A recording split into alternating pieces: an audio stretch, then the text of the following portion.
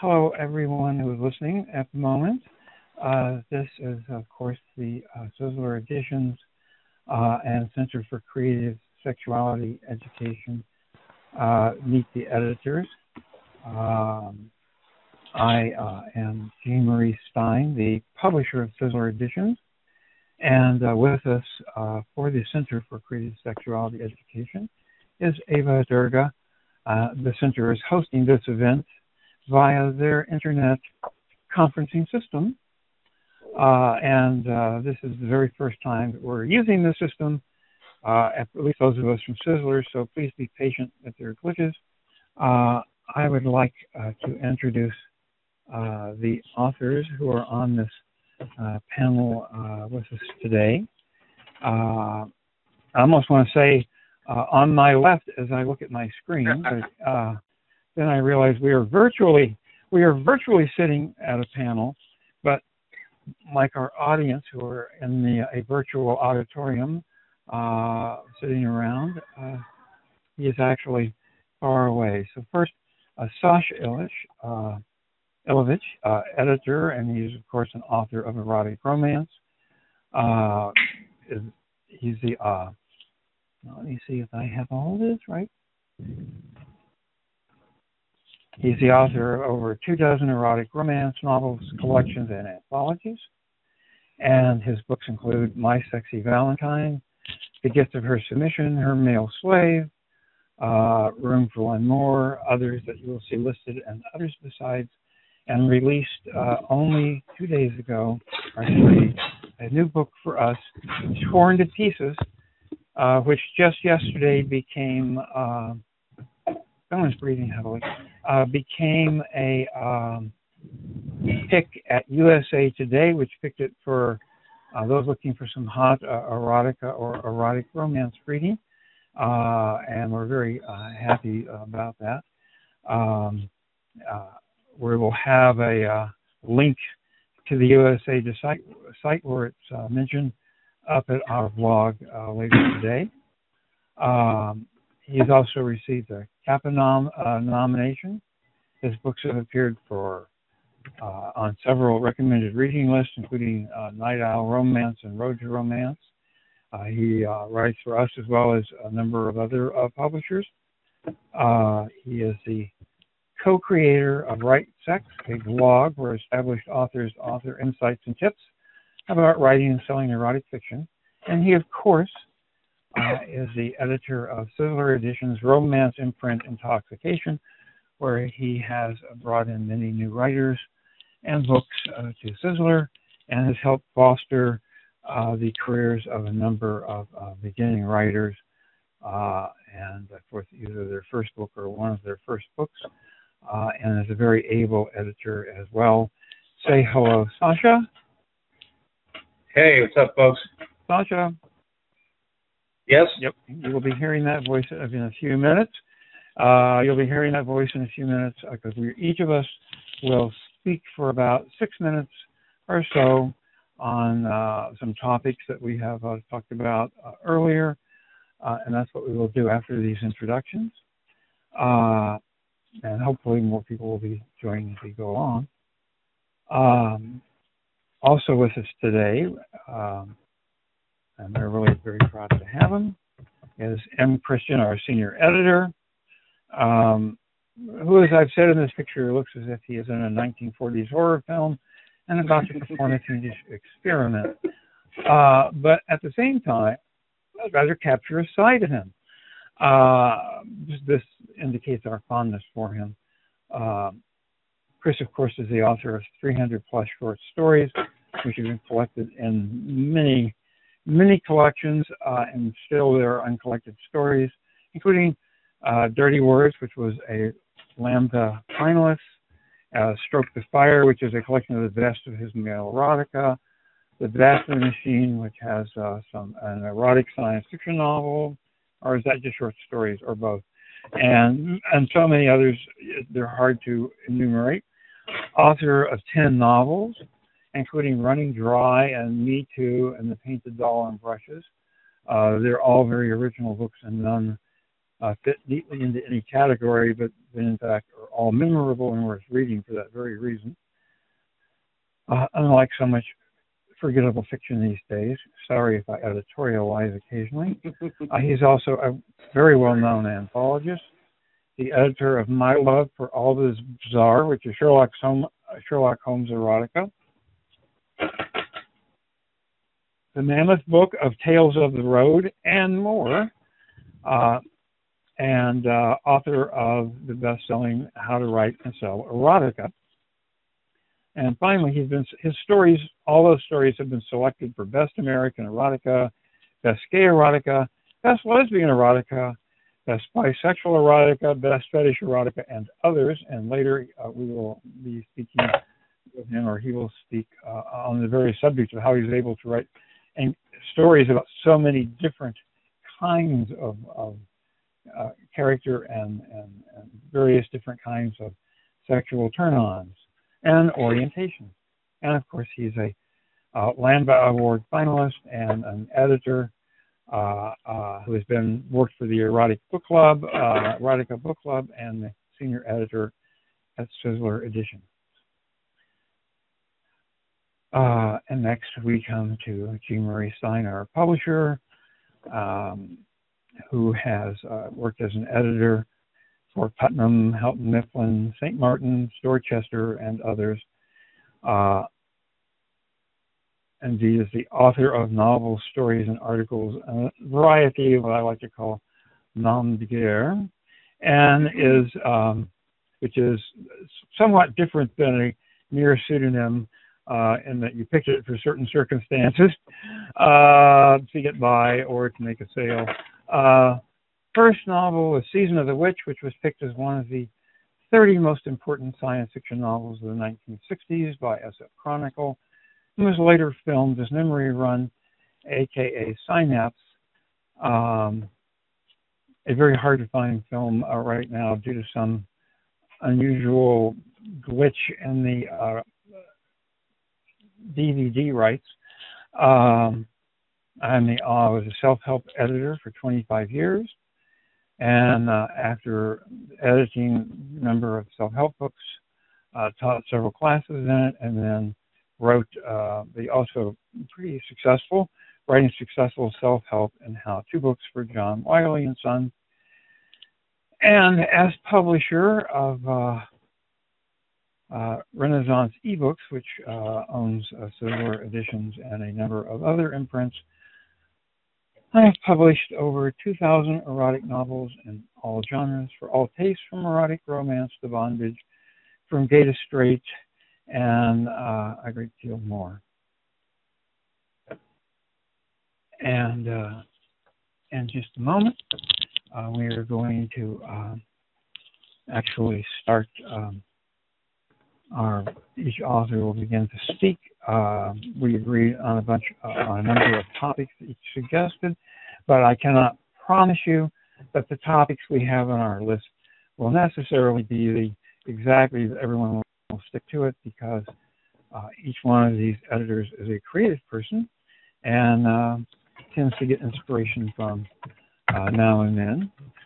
Nevertheless, the first person who is up will be Sascha Illyvich, and who hopefully will at least speak on a few of the topics that will appear in our title card at the end. Sascha, you there? Yes. Can you hear me? Well, it's your turn. I can hear you. For instance, one of the things you mentioned was the romance story arc, which you said every potential erotic romance writer needed to know about. What is the romance story arc? The basic premise behind the romance story arc itself is, and I'm going to use general terms as opposed to the whole broadening thing. Not that I'm ignoring the quilt baggers among us, but just want to go ahead and keep it simple for time purposes. But boy meets girl. Boy and girl have a physical encounter, of course. Then something happens to separate them, And then, of course, they get back together for another physical encounter, only this time emotions become involved slowly as they continue to come up together and pull apart based on either the plot or the emotional arc involvement. But at the end of the book, at the end of the day, you have a happily ever after, or at least a satisfying happily for now. Should I just go on? Excellent, excellent. I wish that is perfect because we have much to cover. You also wanted to emphasize the importance of POV in erotic romance. What is that, and what's important about having it in your book? Anyone who's been writing for any length of time is going to hear a number of authors talk about, or readers talk about, POV or point of view. And one of the biggest things I see as an editor that irks me is when you have too many voices talking in a particular book. And I've put out a number of articles on the subject whereby we've covered who is the person telling the story. If you're doing it in third person omnipotent, or deep point of view as well. Or if you're going in from first person, some of our successful authors have come across and given us successful points of view from the first person POV. And the importance of it is just knowing who's telling the story. You want to be able to capture your reader's interest right then and there from the get-go and make sure that there's no extra filler about side characters that at the end of the day, you really don't care about.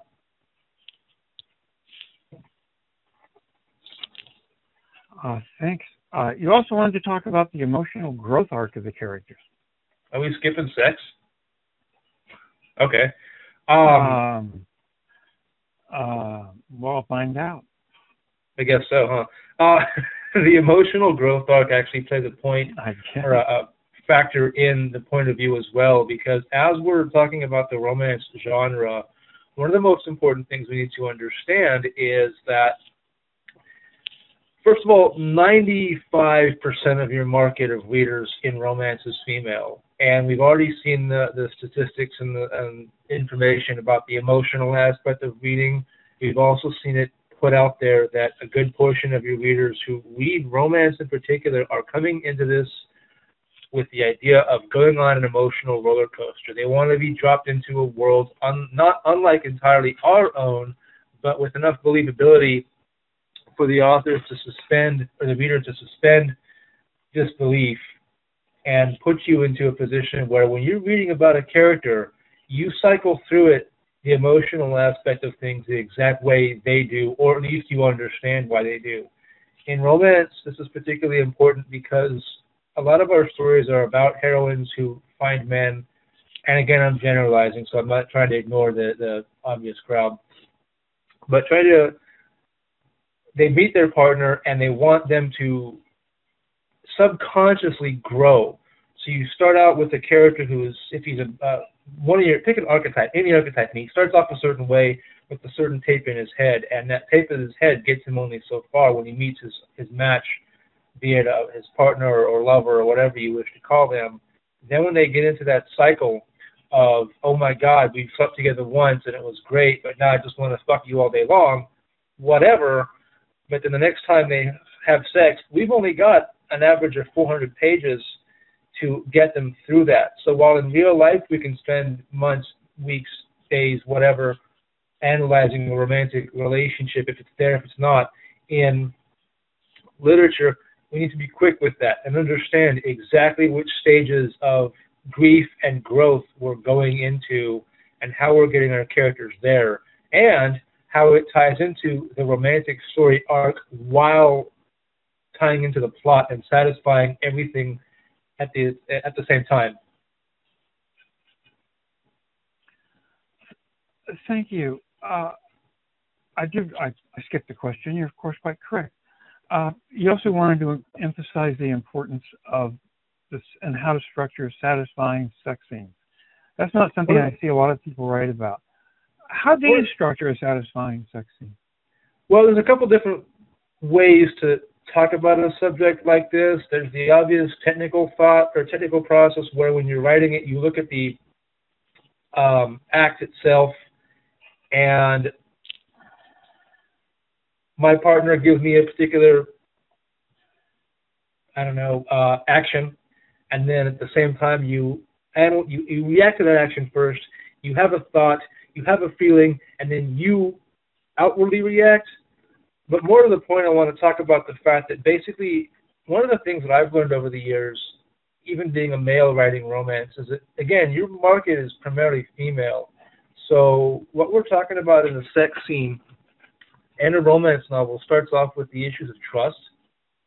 And having heard this sort of a lecture from New York Times bestselling author Angela Knight discuss this and teach this class, in the initial get-go, I don't really care what you're writing, whether it's bondage or heavy stuff or dark gothics or anything. As long as it's romance, the woman needs to initiate the sex scene, whether you build that through body language cues or you build it through witty and clever dialogue like some authors can. But either way, it starts off with the woman trusting the male to really give her the pleasure she wants and not kill her or become some kind of a psycho-deranged maniac.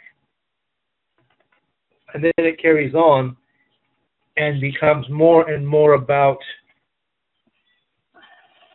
the emotional involvement versus just the act itself.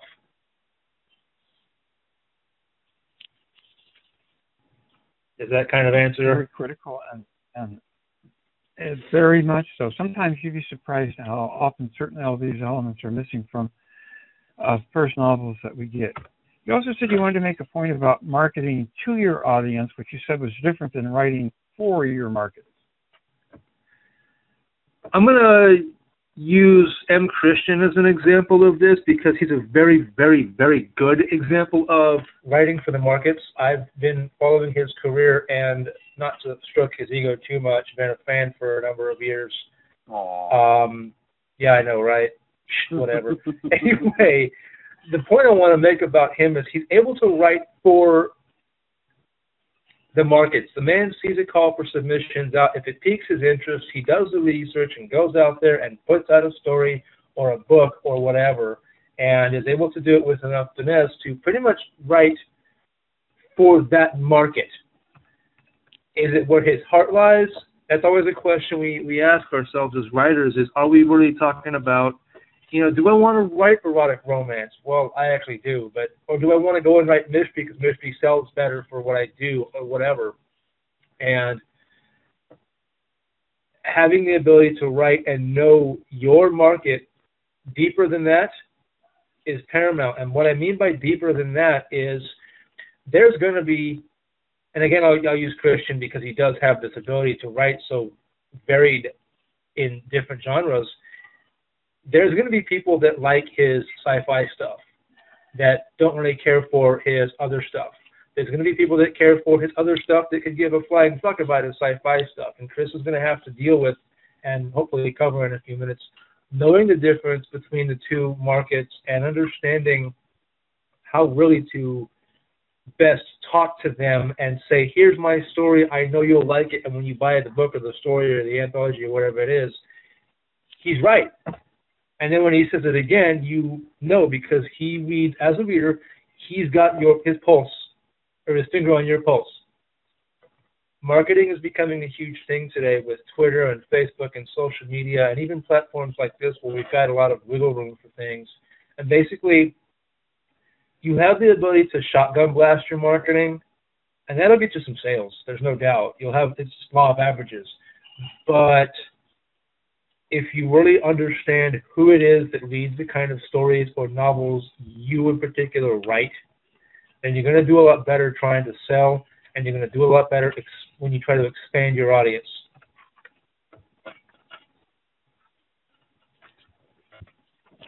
That is very, very true, and I have talked to a number of writers recently, I may mention this later, who were asked to write outside their original area of knowledge, and they went and they got help. They talked to people who were in a different lifestyle, what particular lifestyle they were asked about. They solicited their views before and after they wrote.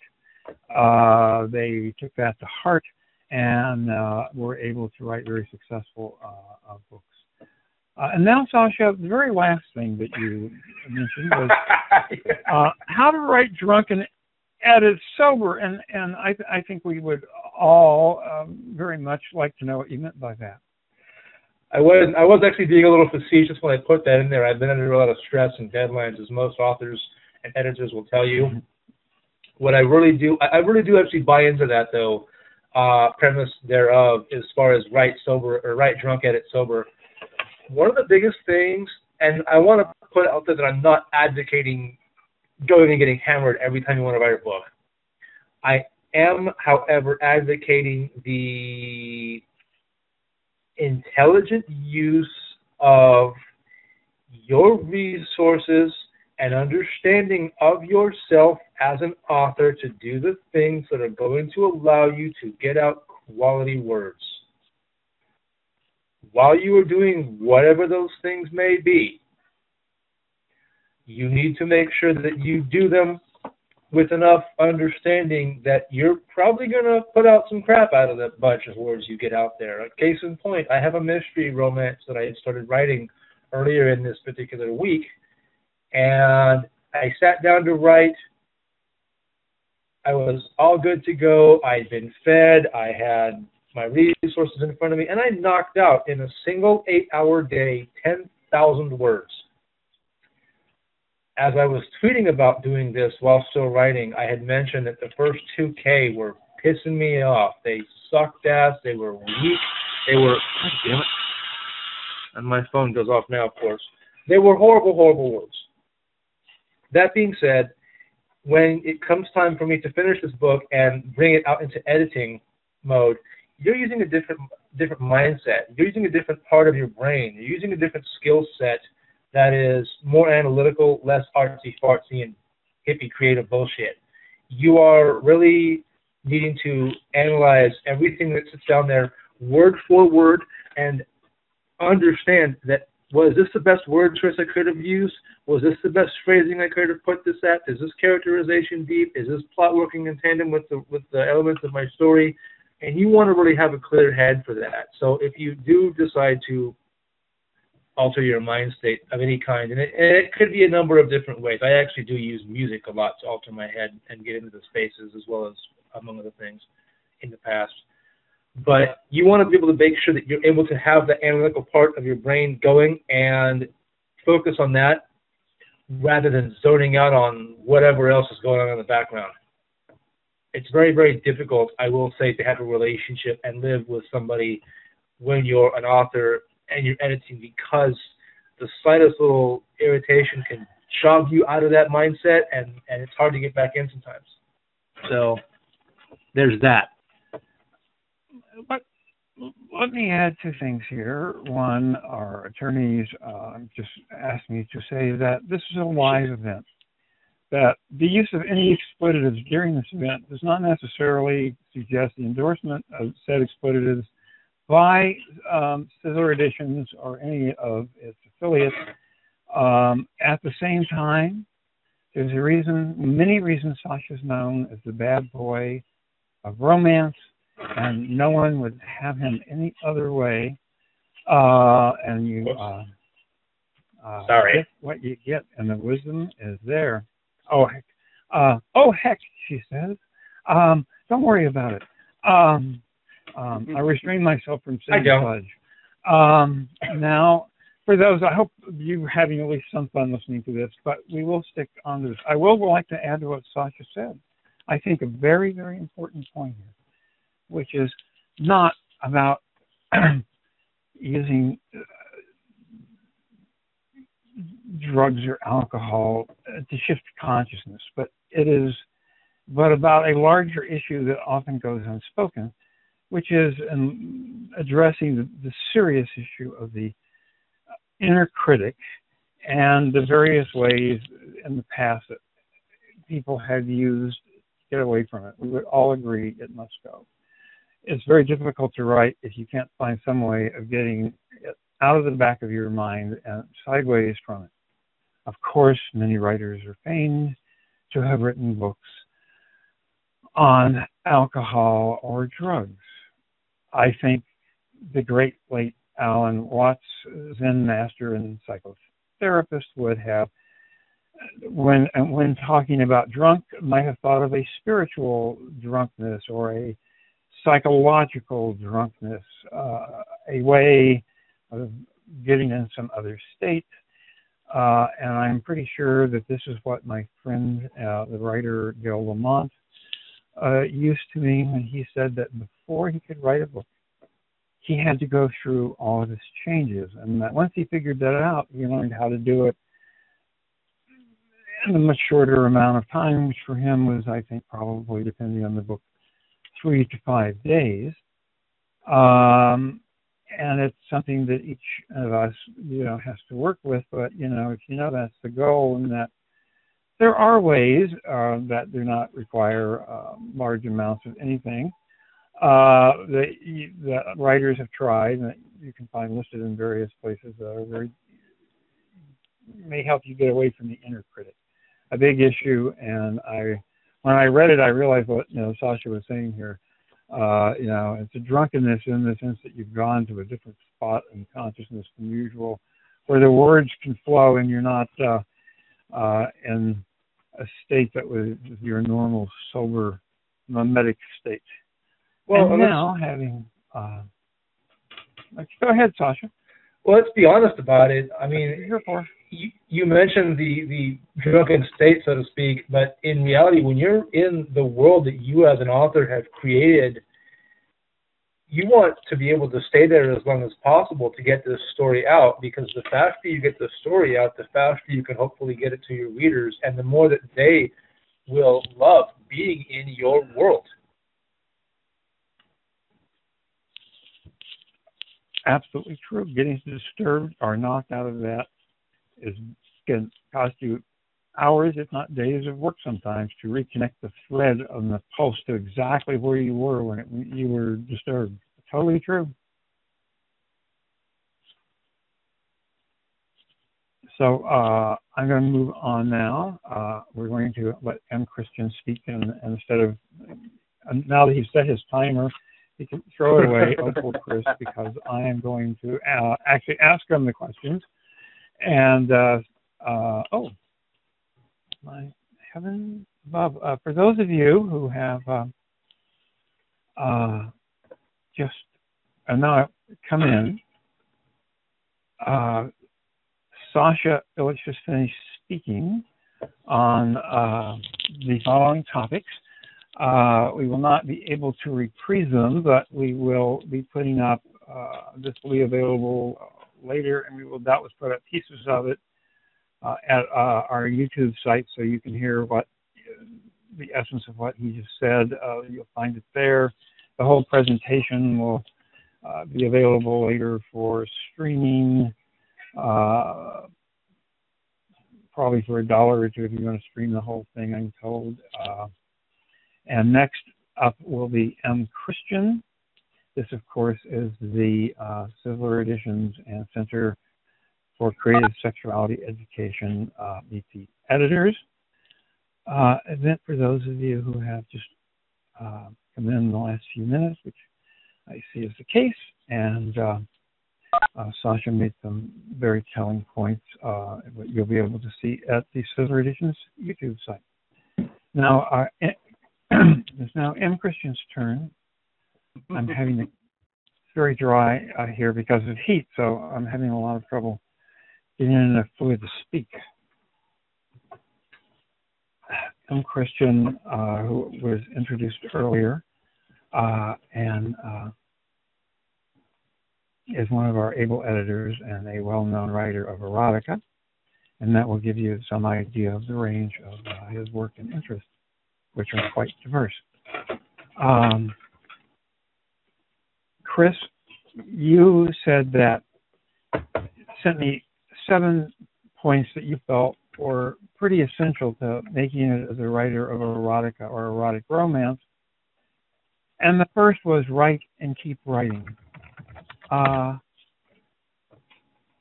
Why did you feel that was the thing you wanted to say? What's so important about write and keep writing that you made it number one?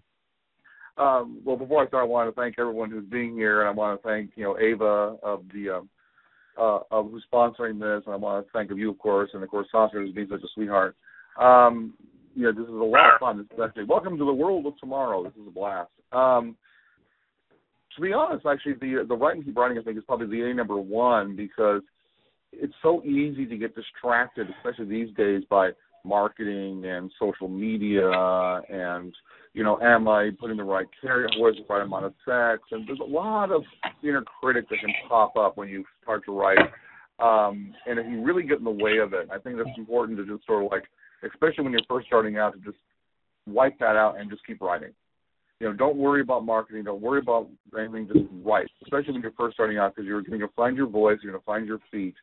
And, if you get that love of the writing, if you get that love of storytelling, that enjoyment of the written word, it'll serve you better than any advice on any kind of marketing or structure or anything, because that will serve you so much better than anything else. I mean, that's why I feel about keep writing, because now down the road, you need to start thinking about where am I going to sell this, and all this kind of stuff. But when you're first starting out, you just got to keep writing, and you just got to keep checking it out there, because, like more than one famous writer has said, is that you got to get that bad writing out of your system. You got to find your voice. You got to discover what stories are for you, and just back in there and and not jumping too forward, but having fun, because the fun will serve you much better than anything else.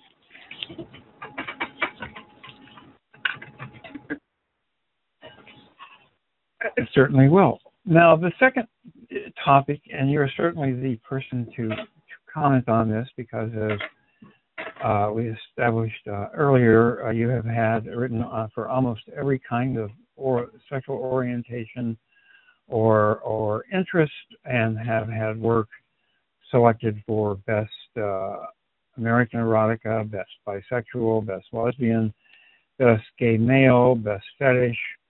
How are you able to write and put your head in the viewpoint of, and indeed have any knowledge of the sexual practices of so many people? I think Sascha had also said earlier that people, and this is an important question, I'm repeating what Sascha said, that one of the key things you should do is to try to write for other markets. So I think people really would like to know how you can do that. How do you do it? Well, to be really honest, Gene, my trick is I don't really pay attention to it. I'm writing about people. We have much more in common with any orientation or human than we do differences. So if you focus on the differences, the reader can tell that. If you start out saying, I'm going to write a gay story, as opposed to a story of human beings or someone encountering sex or sexuality or love, it's that similarity. Like I tell people, it's like, I don't know the mechanics of a lot of this stuff. I mean, that's just a matter of small research. But I do know from my own experience, my own life, and my own emotional world, what love feels like, what lust feels like. I understand that giddy excitement that comes from it, the little bit of tingling fear. That's a commonality no matter what orientation or inclination you're talking about. So in some ways, I don't really pay attention to the fact I'm writing a gay story. I pay attention to the fact I'm writing a story that happens to have gay characters in it. I think diversity is an essential thing for a writer. Not that you need to be too shotgun, because I frankly have overdone it a little bit, but at the same time, you don't know what you're good at until you try. You could be the world's best Western writer, the world's best erotic romance writer, the world's best BDSM writer until you try it. And, having a diversity of talent can really come in handy, because that way, if a project passes by, it says, hey, for instance, if we're doing a Western erotica book or a Sherlock Holmes erotica book, because you're used to trying new hats on and trying new voices and trying new styles, you can seize it, and then who knows, maybe you're going to be the world's best at it. So I think it's really important to try that. Also good, just creative exercise as a writer, period, to always be stretching yourself. If you write the same thing over and over and over again, not only your reader's going to get tired of it, but you're going to get tired of it. So have fun, experiment, and the worst that can happen is, it didn't work out.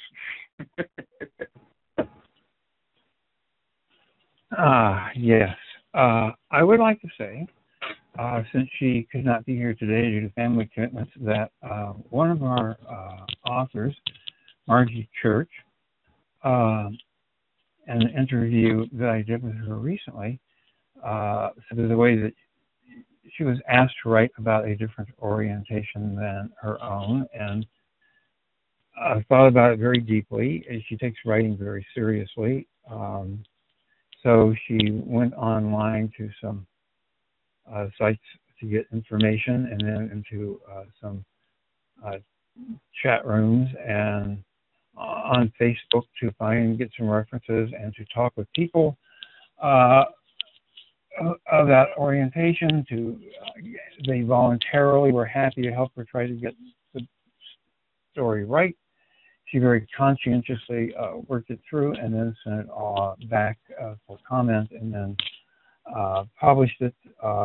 So she takes a different point of view than Chris. Both obviously work for each individual writer in approaching, trying to write as writers have throughout history about, a background different than one's own. You say that, Chris, also, your third point was that you sent to me was that somebody who wants to make it writing erotica or romantic erotica, your advice is don't just think about sex. What did you mean by that? Well, I mean usually that so often people think, I'm going to write an erotic story. They start thinking of porn flicks, or they start thinking of just simple sexuality as opposed to the characters, the plot, the setting, all the stuff that makes any good story a good story. I tell people the difference between a good science fiction story and a good erotic story isn't necessarily sex. It's good. It has to be still a good story. And so much of the time they get caught up in the mechanics. They start thinking about, okay, I've done A, B, and C, I have to do D, and it ends up being boring because it's nothing but on and on and on nattering about, this part sliding into part B and whatever. When half the time what turns anybody on, and it's true about any orientation, is the build-up. It's the emotion. It's the tease. It's the sensuality. It's the evocativeness. So sometimes it's better to think about the story and the characters and what sex can also be. I mean, sex can be a memory. It can be a fantasy. It can be an illusion. You can have a really rocking erotic story that actually does not have actual, sexual contact in it. It could be fantasy. It could be flirting. It could be all kinds of different things. And the trick is, once again, to think about telling a good story that's about sex as opposed to telling a story that's about sex.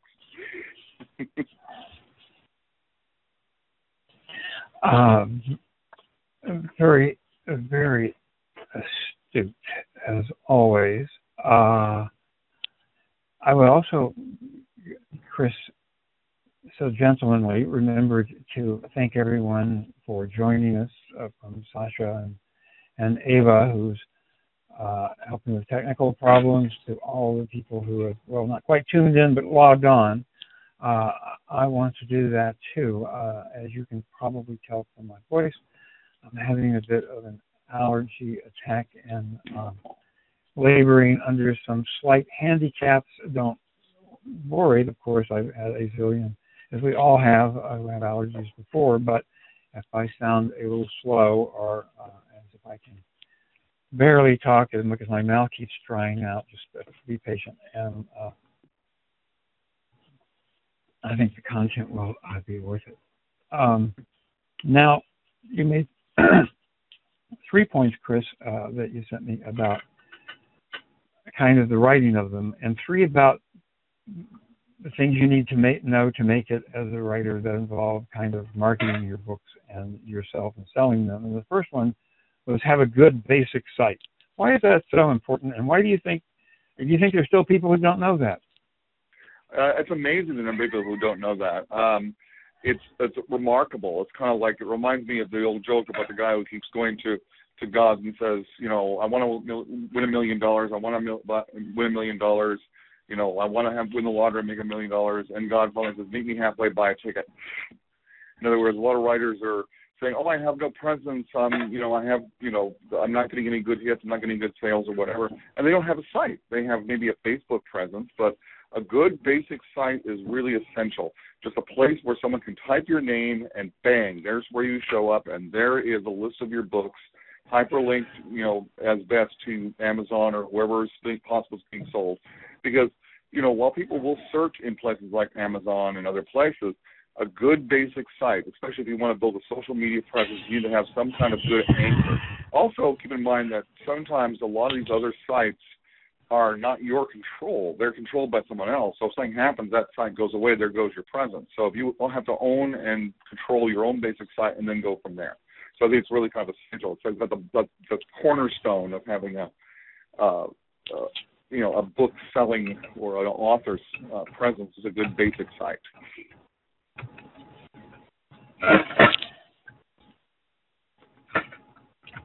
You also said that networking is key, but so are people. What did you mean by that distinction? Well, I think social media, especially these days, is absolutely essential. Now, the problem is a lot of people sacrifice their humanity to get these social network connections and to use these social network connections.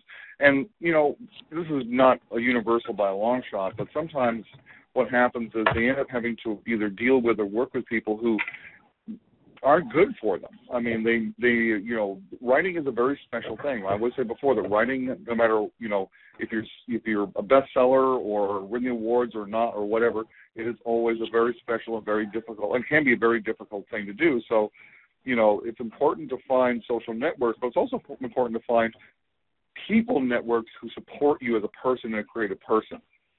So if you're having to deal with dance with the devil to make a sale or to get on a social networking site and it's making you feel worse as a writer, dump it. Keep in mind that what you're doing is brave, special, noble, no matter what. And I always say that, writers, I don't care how much you make, I don't care what words you make, I don't care all this other kind of stuff. You're doing a lot of brave, wonderful work. And if you have people in your life who support you, that's important. And if it's a social media thing, that's important too. But if it's making you feel worse or getting in the way of your writing, dump it.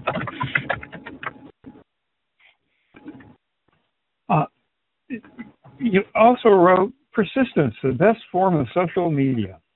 Mm-hmm.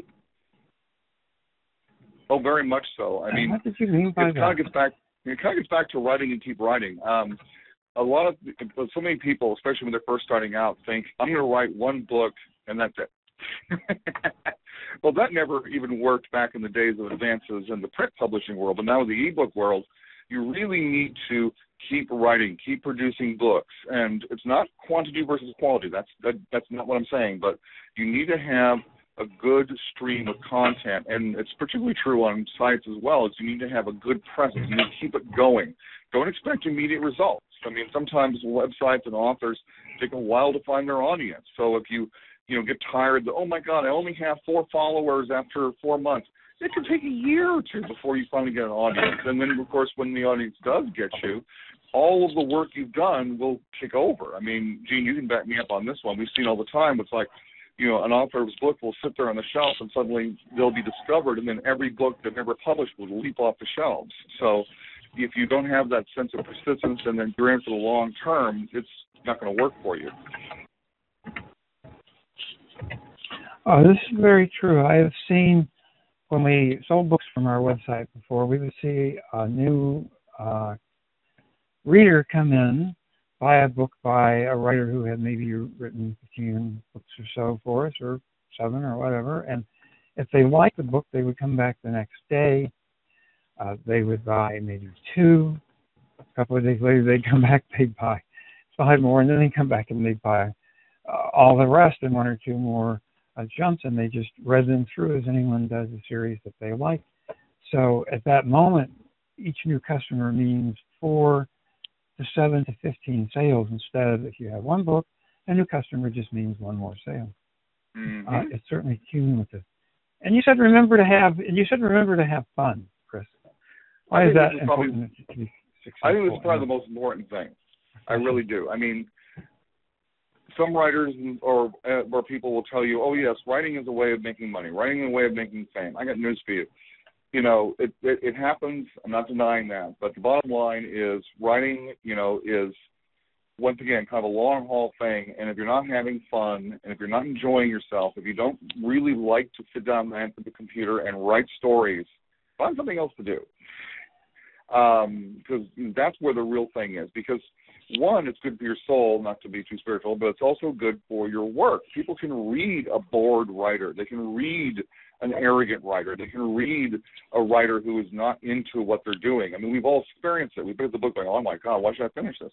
But when you read a book or a work or a story or anything for that matter where there's enthusiasm, there's passion, there's imagination, the writer's obviously having a blast doing it. It's the same way of watching a film. You can tell when someone's into the scene or into the movie.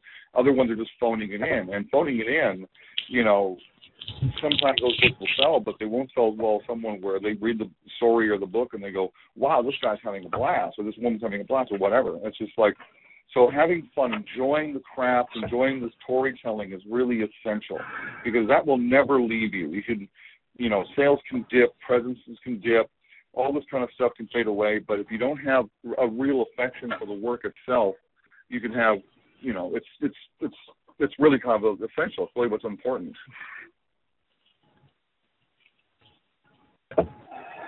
Thank you very much, Chris.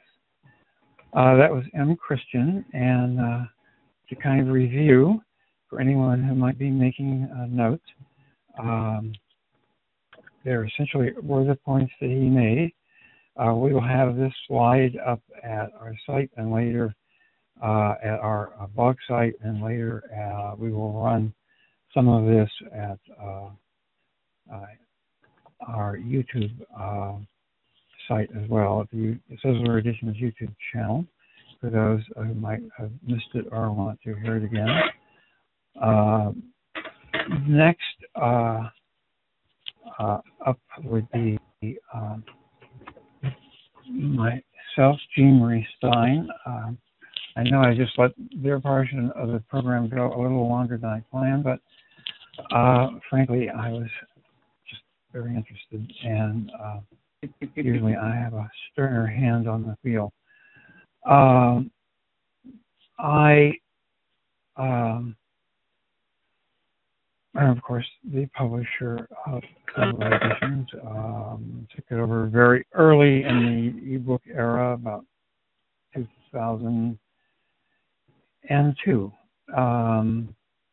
And for some reason, it turned out that both of them had ended up with 7 key points. And so I thought I would try to come up with 7, and it turned out when I finished writing and then counted them, that was how many I had. So I will try to speed it up a little, but I would not have speeded them up for anything. First of all, 7 most important things you need to know to write erotica, romantic erotica, or anything. Number 1, after you have read through it, you need finished it. You need a copy editor, and preferably not just a friend. Preferably somebody who will, look at it pretty carefully and even question some things about it, but certainly who will not miss a lot of stuff, because even you'd be surprised how often when they get people, maybe a trained one from the university, somebody will give you a really inexpensive price. But one of the biggest complaints at Amazon that makes a book amateur, of course, is insufficient copy editing. In fact, I'm sure I'm speaking to the converted here, but the scathing reviews that I have read of self-published books that were poorly copy edited, had poor grammar and poor punctuation, hopefully the authors learn for their next books. But people like to go on and burn you, so you certainly did something you don't want to slide on. If you're going to go into self-publishing, or however you publish your book, it wouldn't be a question if it was published by a regular publisher, but you do want to get, because you're going to have to deal with Kindle, they sold in most books, you want to get a professionally made Kindle file, or If you know how to do this yourself, a Kindle file with a link TOC, table of contents that will link, have a list of chapters, even if it's just chapter 1, 2, and 3 at the beginning, that will link you to all of those chapter starts, because it's very critical to navigation, and all readers today expect it. I mention this because in the past, some people have, it was easy to make Kindle files, but not so easy to get the linked TOCs in, and many were sold, and you can still buy many without linked TOCs, but I think more and more readers expect that. Finally, the one thing I think every writer needs to know is the importance of a good cover. Of course, we could stop there, but what makes that? Well, number one, mostly today when people see the cover of your book, and if you upload it at several different ways, you can upload a book at Amazon. Several of them tell you that before you upload your cover, you should know that it's going to be displayed first as a thumbnail cover of very small dimensions, and that whatever you have on it, it should be interesting, and you should be able to make out what it is at that size. Some people would say you should be able to make out the type too, that have the title and the author's name, but that's up to individual designers or publishers or house styles. But it's nice, therefore, if it has a simple central image. Now, that image could be 3 people romantically grouped together to make it clear they have an intimate relationship or have the potential for one. It could be 2 people in an embrace, which of course is a classic romance cover. And particularly in romance, it will probably be a person, and more likely 2 people. And they should take up enough of the cover that you feel an intimate relationship with them, and you're not just down at the bottom half while the type is all up somewhere. All of those would be the least. It would be nice if one were, again,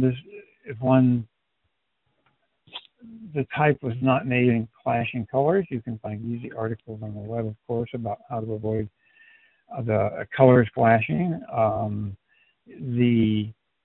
There are even actually sites, I can't cite them, but I'll try to get something about them up on the web. It's this class site where you can go and find a little bit about attractive type fonts. Mm-hmm. A lot of people like to put on these weird, funny type fonts, but they actually do not attract readers at all, and hurt sales as well. And if you can, there are many people on the web who will design a book cover for an ebook or a paperback for a very nominal fee, who do very, very good work. In the $100 range, you can get award-winning designers. So from there on up, and very good ones. And so I would highly recommend that. And then there's the question, if you're doing a paperback, there's 2 ways now you can do it. One is with Amazon's Create Space, and 2 is through a company called Ingram. I forget which division now. They've just rebranded all of their divisions, but they have been for many years, the major distributor of hardcovers to bookstores and libraries. They got into the digital revolution early with their Lightning Source division. They got into POD right at the beginning, and they have kept updating and buying newer presses and getting rid of old ones and buying print-on-demand presses, I should say, in every English-speaking country and more, and in every continent. In fact, they have print-on-demand presses ready to run and print orders there for customers and send them right out quickly. And they have that going for them, but so does Amazon. Amazon makes it, you have to be able to do some simple technical stuff over at Ingram, but it is a more demanding interface for both doing the cover. The specifications are stricter. Their quality might be a little better there. They're stricter for putting together the text in a PDF file. They have more complicated instructions. They're over at Ingram, but an advantage there is that they can distribute to libraries or bookstores. The problem is, and the truth is, that unless it's going to be very hard to get today with everybody publishing their own paperbacks, with everybody publishing their own ebooks. It's just simply going to be very hard to ever get your book in a bookstore. Libraries are not going to take it. Probably even if you give it to them, it will go in the to be sold at the end of the year sale. Pretty much, they have very limited budgets. They're not allowed to take just anything free. Very rare cases they sometimes can. And they certainly aren't allowed to hardly buy anything that isn't a bestseller or wasn't reviewed in Library Journal or Children's Library Journal or Publishers Weekly, because they came up with rules for what books they would be allowed to buy to hold down, expenses and blah, blah, blah. So what goes on there? Meanwhile, back over at Amazon's CreateSpace, they have a really simple interface that you can get. If you can put your text and type it into any kind of word processing format, such as a doc file, RTF, or whatever, and you can format it in any way whatsoever, including you can publish your book there in a professional size. They even have a place, if you know nothing about covers or how to put them up, but you have somebody design you one. All you have to do is just go over there and open it up and put your cover in.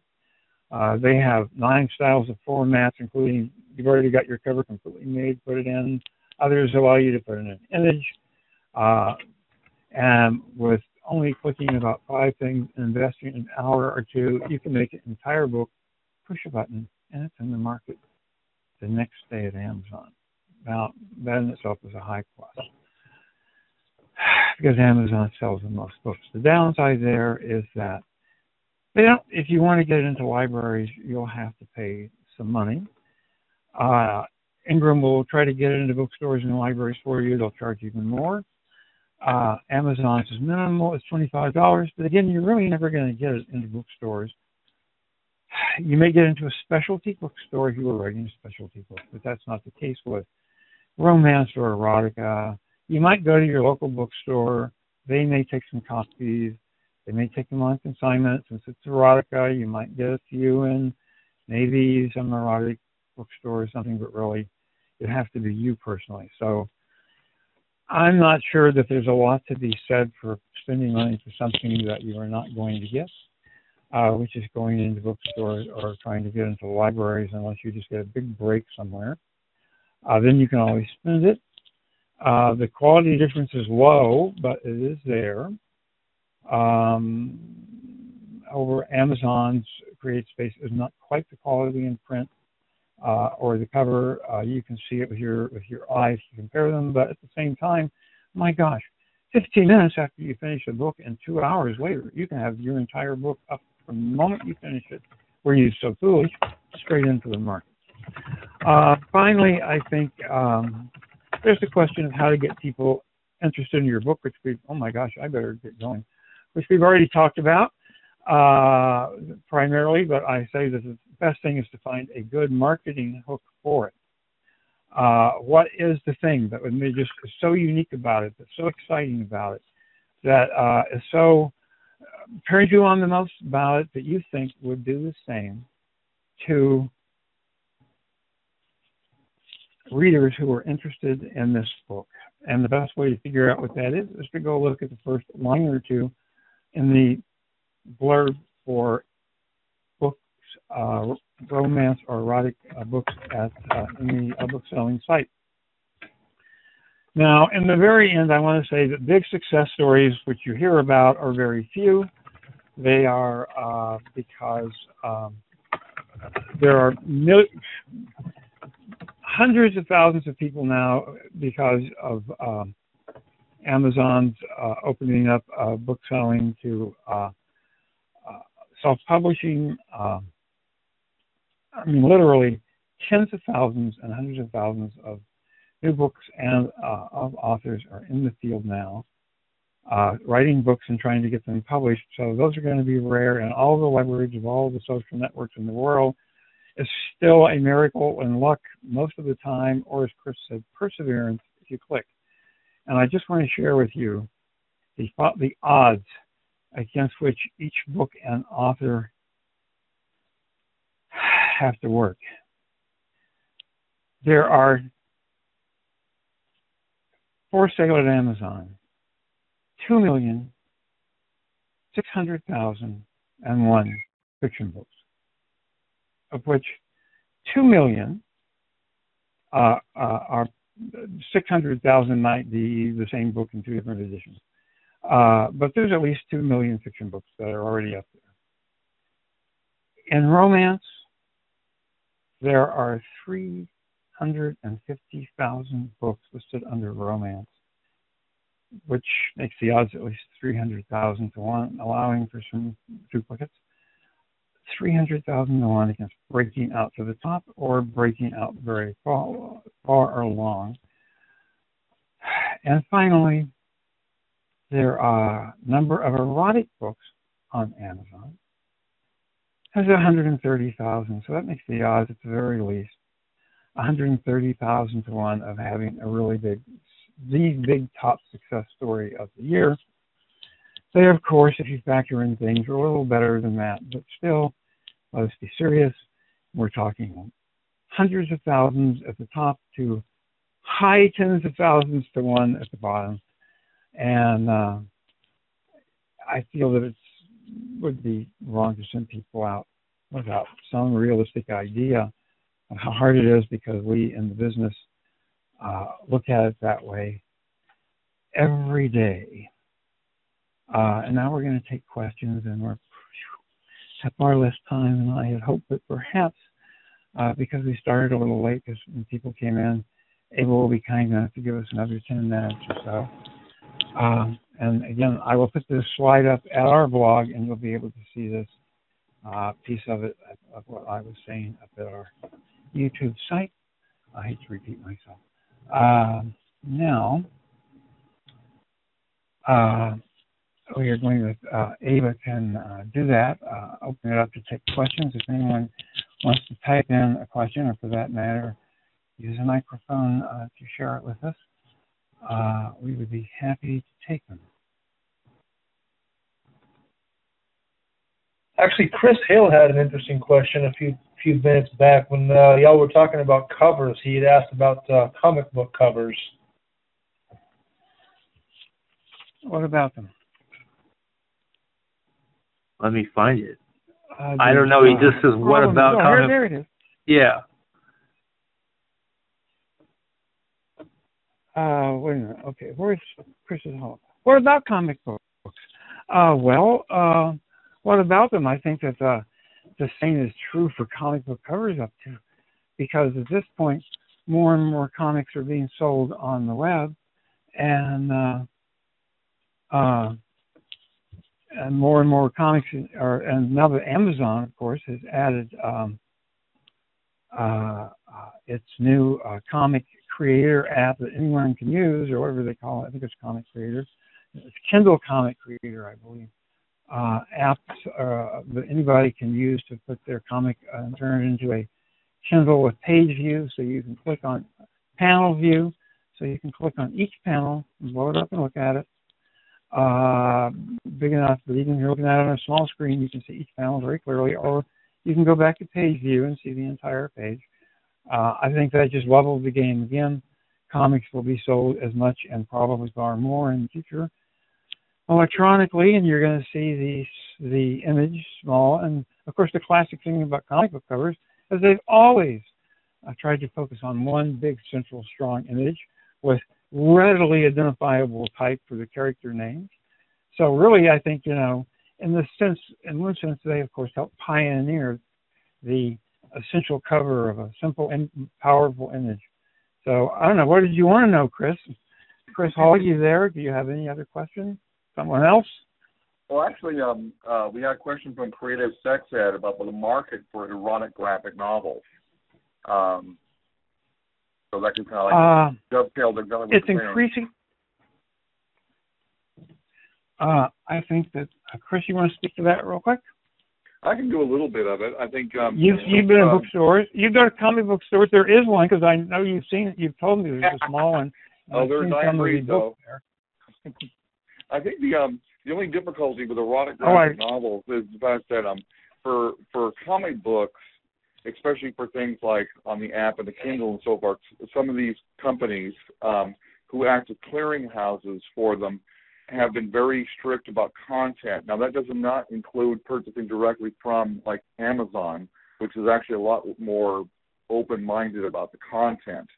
So that's the only problem is, like, if you're trying to sell to a huge audience, you're kind of restricted by those apps and those companies. But if you can get it on Amazon, then it's anyone's game because you can download comics directly from there as well as from Amazon.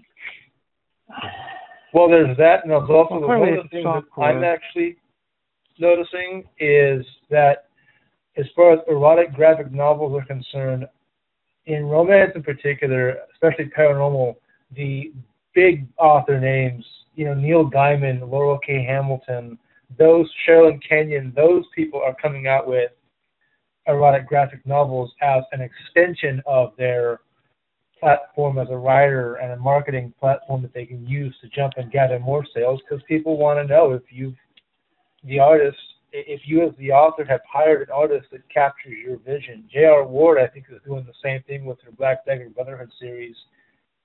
And I don't know about her success. I just began getting into her, but I know Laurel K. Hamilton has had some success with the Anita Blake stuff. But as to whether we're going to see her Mary Gentry books, I couldn't tell you. But it seems to be an afterthought. So I read my novel first. Hey, I got some traction. Hey, I'm bigger than, Gandhi or whatever. And now it's time for this really fantastic idea to be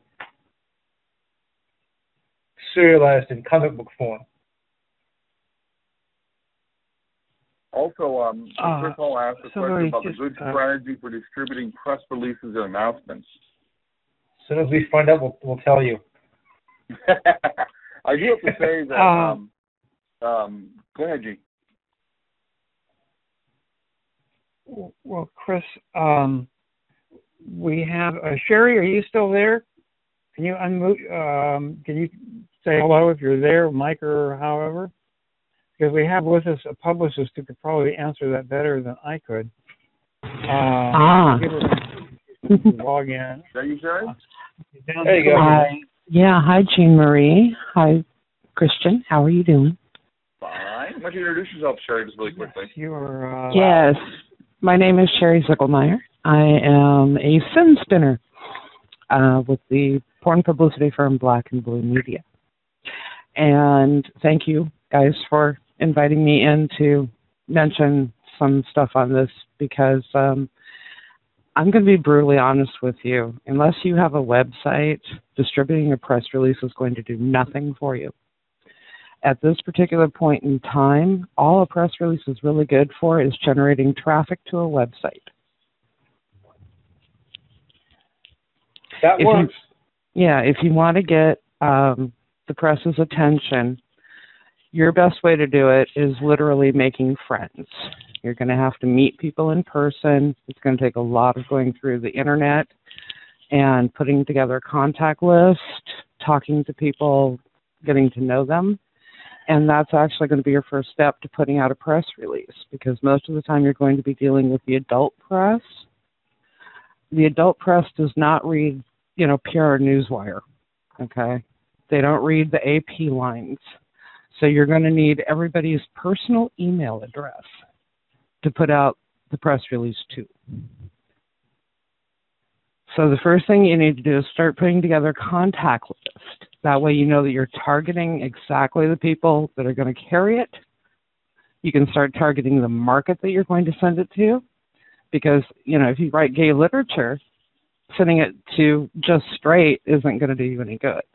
Mm-hmm. If you're writing, you know, if you're writing BDSM, sending it to the vanilla press, you're not going to hit your market.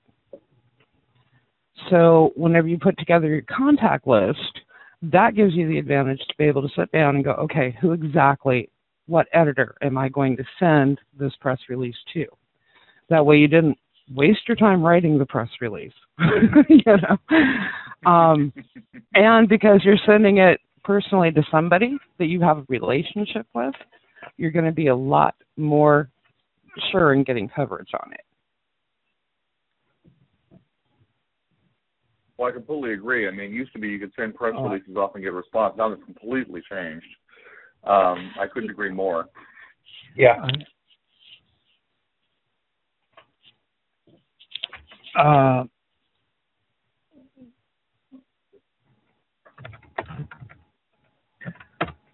Does anyone else have a question in here?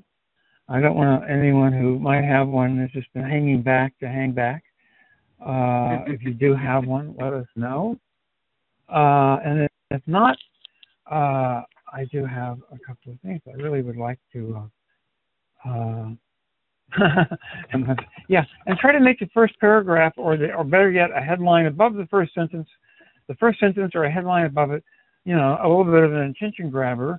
You know, new book release is good. New hot romance about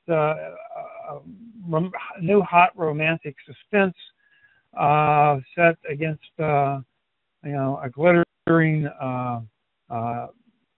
Cannes Film Festival or something will get a lot better attention than just, you know, new book release. And trying to make it sound pretty exciting, that first sentence, whatever it might be about. You know, I once wrote one that started off with, this is true when I was in PR, that started off with something like soap opera star believes she had, now who's playing, who's having an out-of-body experience on the show, in real life had an out-of-body experience, which was not something I made up. It really happened. We had like an hour talk, and I realized she was in this other thing where she was playing this person's sister come back from the dead, who took her off to this beautiful flying saucer full of angels. It was a soap opera, of course. But nevertheless, she had come back, and I was talking to her sister, and they meet in the dream world. She actually had one, and she told me this, and went right past me. And I swear, because we talked about an hour, I'm trying to find a hook to get her first big, you know, breakout in a lot of newspapers. And I'm driving home, and at that moment, out of it all came, has sister, astral travel, out of body. Oh my gosh, this, and she's a new age person. And I said, oh my gosh, this is it. She had an out of body experience in real life, and now she's playing somebody from, you know, beyond the grave, visiting her sister in the dream world. They'll buy this. They did. It was in 123 newspapers when there were still newspapers. That does raise an interesting point. So you got to get them to that first sentence. That does raise an interesting point about press releases in terms of your marketing plan. One of the biggest things that I'm noticing authors, new authors in particular, are understanding this because it's being forced upon them immediately, as opposed to a lot of us older guard authors who the market was smaller, our competition was smaller at the time, back in the day, what, Chris, 15 years ago? You know, stuff like that. Oh, yeah. One of the things, 10 times more books being published now, so your competition's huge. Yeah.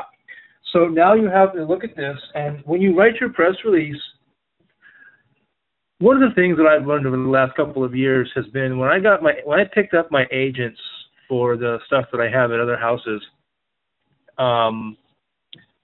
basically all the marketing that I did from that point on for the books, as far as crafting a press release, crafting the buy blurb, crafting a longer blurb, all came from my initial query letter and my plotting pad for the book.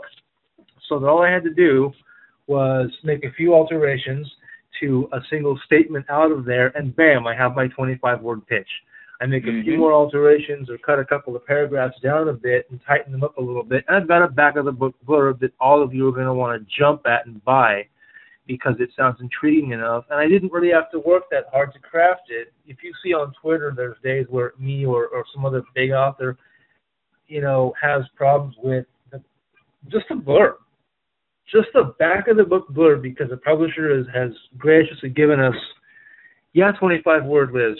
My agents require me 25-word elevator pitch, and I'm starting to require my authors at Sizzler Editions to give me 25 words, because if you can't sell your book to me in 25 words, I can't guarantee you can sell it to anyone, honestly. And that's tough. It's not that hard to come with. It really isn't that hard to come with a press release. I mean, a 25-word blurb. It literally is almost like a high concept meets a little bit of literary, at least from my perspective, a little bit of literary tinkering, and boom, you're up. My agent wrote my last one because I was posting on one of her sites, and she tweaked it for me. I said, we'll go with that. I did the most work for it, but still. Yeah, good point, Sherry. Yes. I was also going to say, it's like, I think it's, it's the big thing. I'm echoing Sherry here, is knowing exactly what your audience is and know exactly where to reach them. If you send to the wrong place, it's going to be either they're going to get pissed off or ignore it. Also, try and think a little bit outside the box. I mean, it's like if you're looking at someone who gets press releases, you get hundreds of these things, a day sometimes. If you just simply say, new book out with this, like Jim was talking about, find a pitch, find a focus, and, play with it a little bit. I mean, sometimes a little controversy or being a little outrageous can work wonders for you. When I did Me Too and did the whole fake M. Christian thing, I got a lot of friends pissed at me, but it also went into like third printings, and I actually got a nice royalty check because we actually got people to pay attention to it. The only trick is, there's a different fine line, of course, on how much line you walk and how much outrageous you be and how much not you be and so forth. But it's all pretty much a shot in the dark. Sometimes it works perfectly. Sometimes you don't have a clue and people ignore it. But, it's one of those things. It's like there's the biggest mistake, I think, is not knowing where to send it and crafting something that is either misspelled, boring, or completely off base.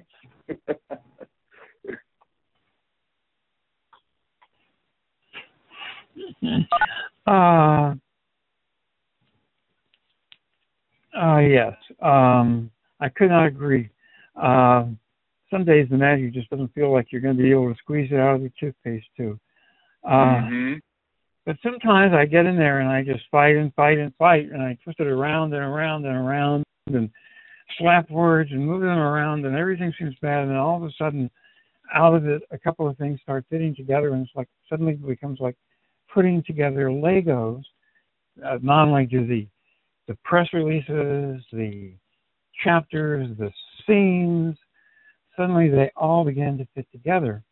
And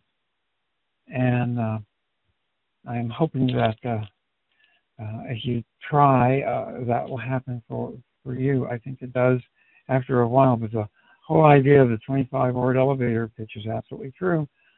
In the old days in publishing, in the olden days, when the bookstores were sold to the small regional chains that used to exist, the 100 or 50 or so, and were sold to the many, quote, independent bookstores. I say independent because nobody's ever heard the word before. It almost seems to have been so that they were almost put out of business and are now coming back. But the point is, those books got sold not over the internet because there wasn't one, but because salesmen for book publishers, they often represented several book publishers, would tour the country and go to each and every regional salesman would tour their region, independent bookstore or bookseller in their region, and they would go through certain catalogs from maybe 2 or 3 publishers they represented. They get a piece, of course, and they would ask them what books they were interested in. Of course, they didn't bother. If they knew the person only sold Civil War stuff, that simplified. They didn't show them anything else. They got to a general interest bookstore. Basically, they said, you got about 20 seconds. You got to show all these books. If you have not got a sale in 20 seconds, and if he or she has not made a decision in 20 seconds, you've already lost that one. You might as well move on because they are not going to get into it, and they're going to have to make you move on. And so that is the elevator pitch. Just is now reborn, and it's always the same thing. And if you can't get into a single sentence or two, how are you ever going to be able to sell it when the person who is interested in this book, if they like the cover, the first thing they will read is the first sentence, and if that doesn't grab their attention, this is a digital age. They just clicked. They're on to looking at the next cover. Mm-hmm. Or the next press release, as the case may be.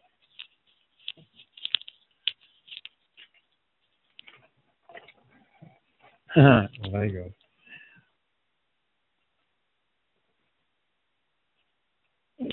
Well, my gosh, we've actually used up our actual allotted amount of time.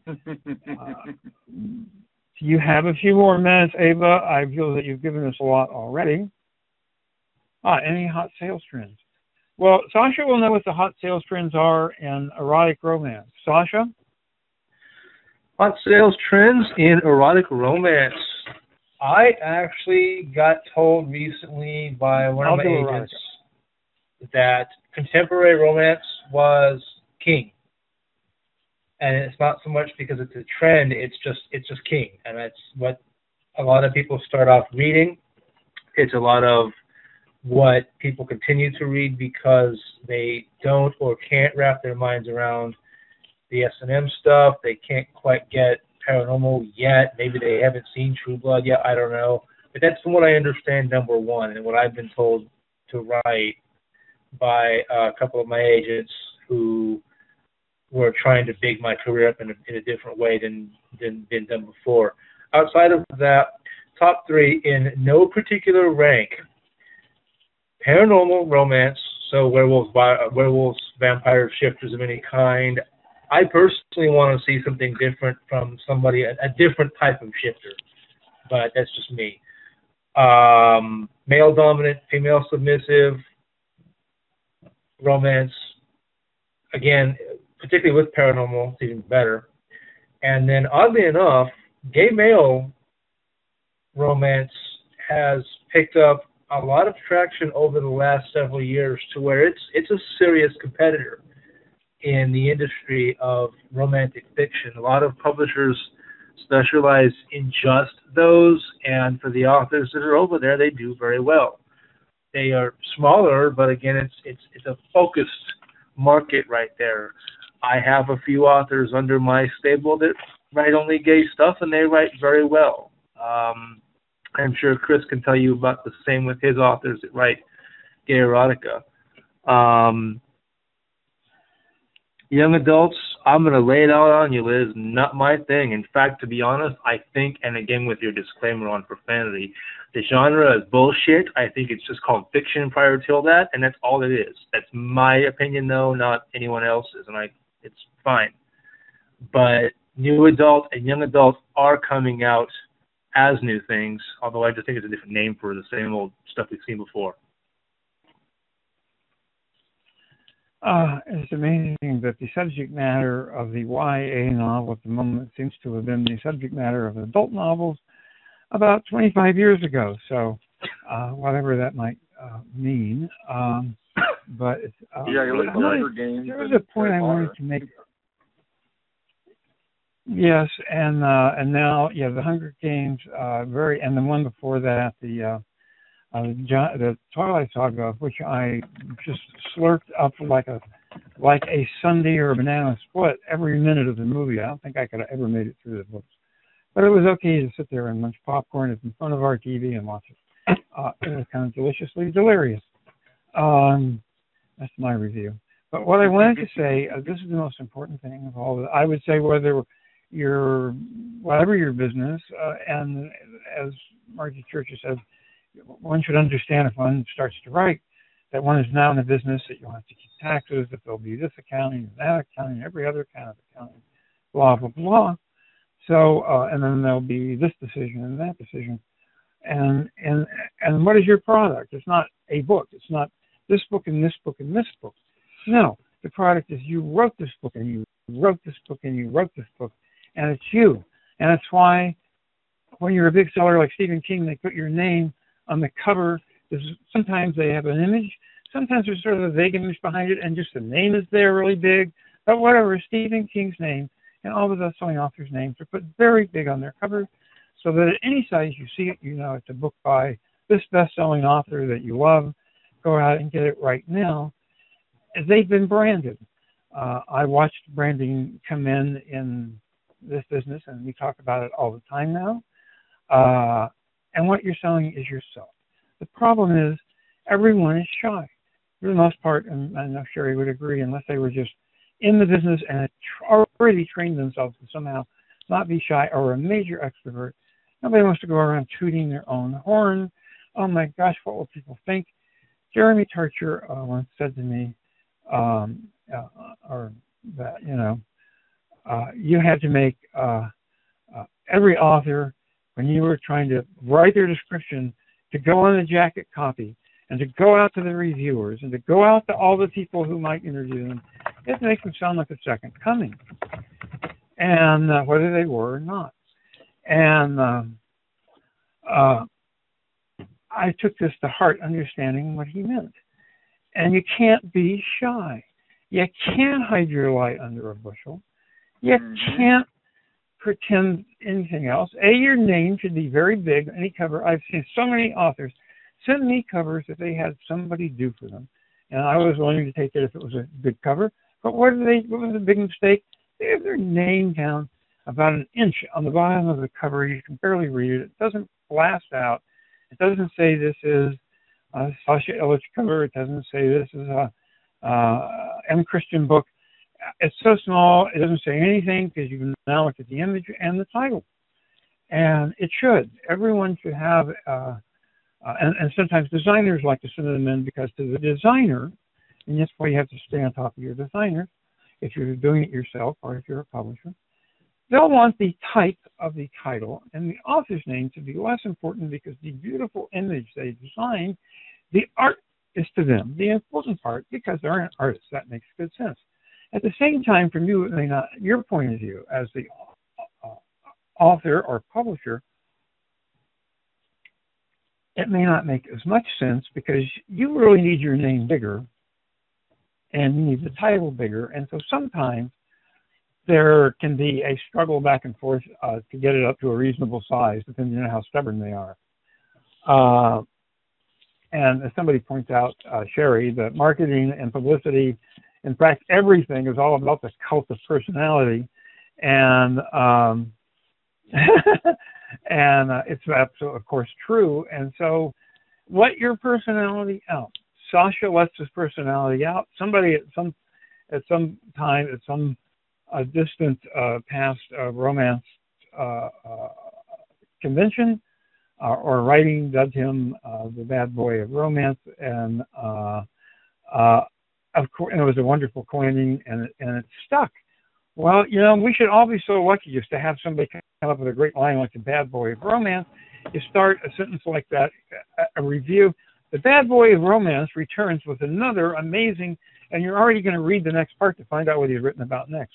And why wouldn't you? So anything like that, he was lucky somebody gave him that name. You want to create well, it's not a cult, at least your personality. People follow people who seem like they have a personality, who express themselves in some way when you meet them, who have opinions.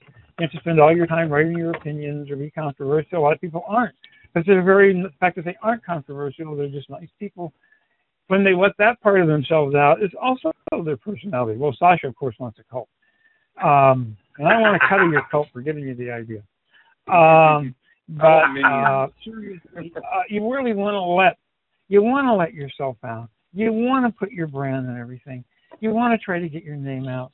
There's several different organizations that, for varying amounts of money, some of them quite small, get you virtual tours of like 6 blogs for every Monday. You visit a different blog, and they either put up the covers of your book, or they put up an interview with you, or for more, they'll even throw in a review and a whole bunch of other things that you can do. But the point is, there's this beyond Twitter, beyond even advertising. It's good to know where to advertise, which if you're doing romance and erotica, romance is the easiest because you can advertise at a lot of romance, review sites.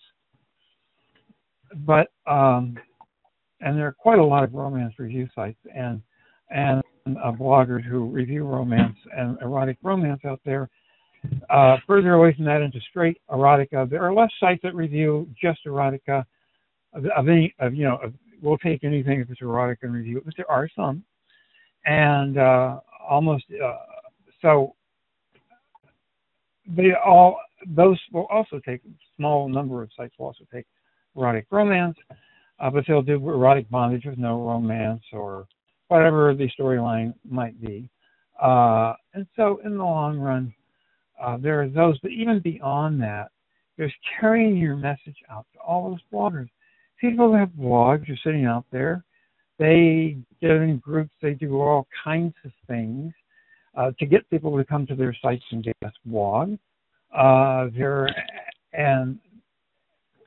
reaching out into this group, which is quite a lot, into the hundreds, of course, about anything, probably, and certainly into the thousands in romance, erotic romance, and erotica. And I'm sure in erotica, at least I'm sure 1,000 or two are just, blogs reviewing erotic romance. And if you get out, you find them. You can send your press release to them, and perhaps most importantly of all, you can. They will have you come at some point or other. In fact, they'd be thrilled if you offered here and there, not all at once, obviously, but once a month, be blogging at somebody's place, or once every 2 or 3 months, or whatever is convenient for you. They'll run a cover of the book, and they'll run a blurb or an excerpt. There's so much out there in the territory beyond Twitter, beyond putting up photos, beyond Facebook. Oh, and also I'd just like to say that if there's anything I have learned from people who are my writers, one of them, certainly I will always say Margie Church knows as much about marketing ebooks as in the current way that it's done as anyone alive. And hold on there, just water, but one of the reasons she knows her business very well now Margie is said marketing. Make a what? Yeah, I was going to say that she suggested that you make not merely a web page for you, but if you've got a series, a web page for a series, and sometimes a web page for individual books. That This cannot but help increase sales for the books. So when you're doing on Facebook, and so you can do a Facebook page for everything. And she also suggests, doing things like giving away a free copy of the book here now and then. That can't hurt anything either. Having a contest, just leave a comment, and then they'll put it in a randomizer and select your ones that put in all the email addresses, and using it, and then uploading the covers and anything interesting new that happens. If we were doing that today, we would do as we did, to send out a press release to say that yesterday, USA Today invited a writer of erotica to pick the hot new erotic romance and erotica releases, probably for the summer, because it's summer. And Sascha's new book, Forest Torn to Pieces, was picked and was one of the books that they listed.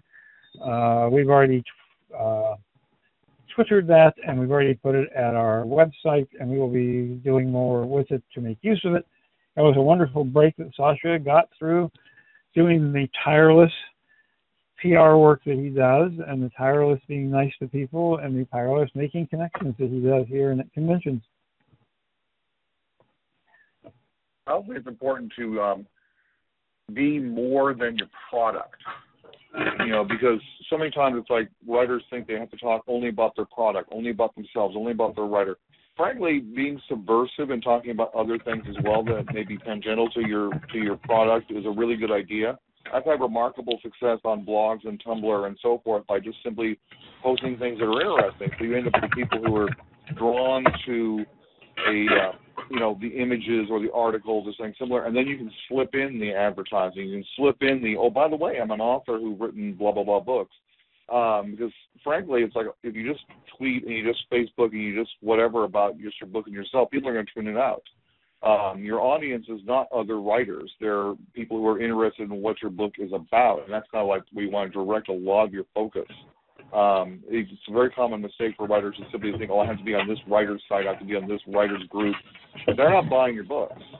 I mean, it might be a good connection for advertising, publicity, or marketing and such, but you also need to reach out to your audience. And once you know who your audience is, try and focus on reaching to them with images, articles, and so forth. You know, tweeting about sexuality or something similar or romance, and not just about your book. If I could interject something here, following up on what Kristen just said, please. One of the worst things that you can do as a blogger or in any type of social media is sell. People tune that out. The whole idea of social media, the whole idea of the cult of personality, which is exactly what you're going to have to go for. It's exchange of information, but more so it's personalizing that. It's perfectly fine to go in and, I don't want to really throw around names here, but if you haven't looked at Kim Harrison's drama box and the way that she uses social media, go do it now, as soon as you're logged out of this. Because the one thing that keeps your reader base interested is they want to know about you. They don't want to know about your book, okay? They already bought your book, or they're thinking about buying your book. They already know about the book. Because you did mention that on your Twitter feed or your Facebook or whatever. But what they want to know is they want to know about the writer. They want to know about you on a personal level. So don't go into social media, which I see way too many people doing in all types of entertainment. And it's so self-absorbed, and it's all about, hey, buy my new book, or hey, come, see my webinar, or whatever. It has to be sharing information, whether that be your personal information or information of what makes you tick, what gets you interested. And above all, don't just talk at your audience. Because there's a lot of that. I mean, people will just throw stuff out there with no interaction. They'll get a comment. They don't bother to answer. You can't do that. Social media is about getting to know people on almost a one-to-one basis. It's huge. I utilize things in social media like auto-scheduling of tweets to get the obvious PR out there, but I try to do two things. Number one, my audience in particular knows more about me than a lot of people may be comfortable sharing, but then I'm pretty much marketing myself kind of as an open book, and again, it all feeds back into the bad boy of romance. So when I promote stuff out there, I only try to do like 4 or 5 of those a day to hit the various times, or the various crowds at different times, and then I make sure I interact as well with different authors. I pick on Andrew T. Stafford a lot. He's a really good guy who used to, if memory serves, he used to be over at Random House as their romance content editor or something. I forget what it is, and he'll forgive me, I'm sure. But the guy's got a ton of intelligent, clever snark going on.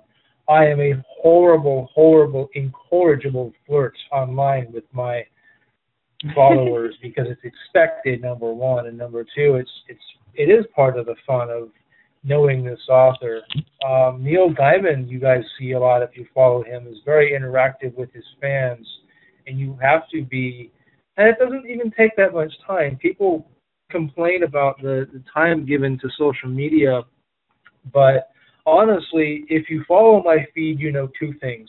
Number one, I'm an avid cigar and alcohol enthusiast outside of publishing, and number two, I'm actually both of those inside of publishing as well in a different venue.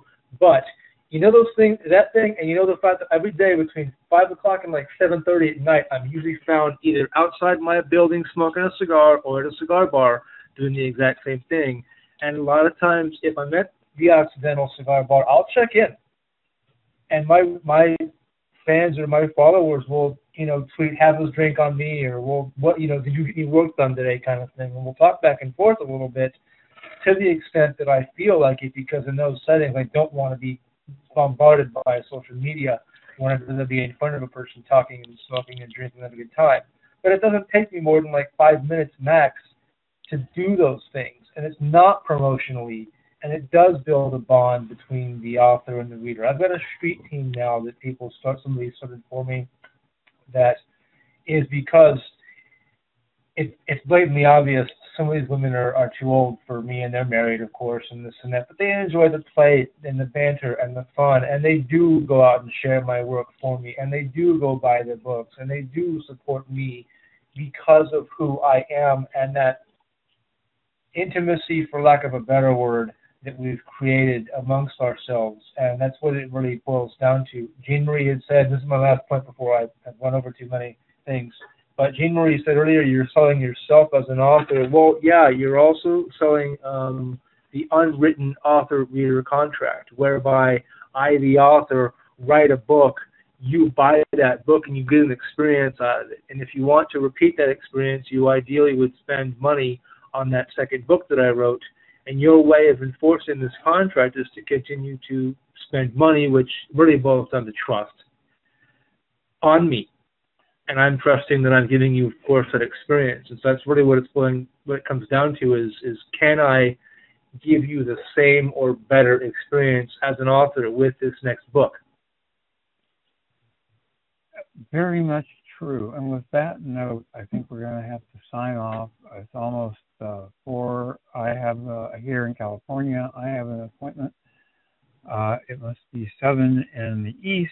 And so first of all, I want to thank David Durga and the Center for Creative Sexuality Education for hosting this event. This is, of course, Jean Marie Stein speaking for the Sizzler Editions. I want to thank Sascha and M. Christian for giving up 2 hours on a Saturday to be with us and to participate. I want to thank everybody who came. I can see at least some of your handles and some of your email addresses. Just let me say, I want to thank each and every one of you for dropping in. It was a thrill for me. This is, kind of just as the internet has and the modern world have in some way separated us, they have also brought us more together.